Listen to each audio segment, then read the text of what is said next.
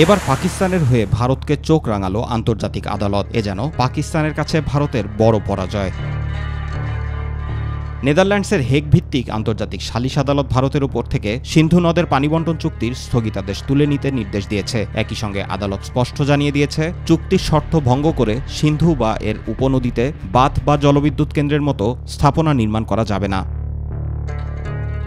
গত 8ই আগস্ট ঘোষিত এ রায় পাকিস্তানের জন্য বড় সাফল্য হিসেবে দেখা হচ্ছে। এর আগে 22শে এপ্রিল জম্মু কাশ্মীরের পেহেলগামে ভয়াবহ জঙ্গি হামলায় 25 জন ভারতীয় এবং 1 জন নেপালি নিহত হওয়ার পর ভারত প্রতিক্রিয়াস্বরূপ 1960 সালের সিন্ধু পানিবণ্টন চুক্তি স্থগিত করে। এতে পাকিস্তানের পশ্চিমাঞ্চলীয় নদ সিন্ধু ঝিলাম ও চেনাবের পানি প্রবাহ মারাত্মকভাবে কমে যায়, যা দেশটির কৃষি ও কালার এক্সপার্ট, জর্জ স্যাপ এবং মাইল্ড অন হ্যান্ডস টেকনোলজি সমৃদ্ধ অরিক্স ক্রিস্টাল ওয়াশ আপনার অর্থনীতিতে বড় ধাক্কা আনে।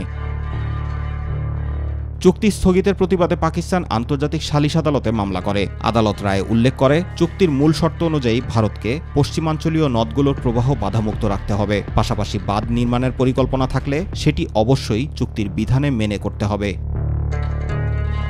পাকিস্তান এই রায়কে ন্যায় বিচারের বিজয় বলে স্বাগত জানিয়েছে। দেশটির পররাষ্ট্র মন্ত্রণালয় এক বিবৃতিতে জানায়, আদালতের এ নির্দেশ পাকিস্তানের পানির অধিকার রক্ষার পথে বড় পদক্ষেপ। অপরদিকে ভারত এখনও আনুষ্ঠানিক কোনো প্রতিক্রিয়া জানায়নি।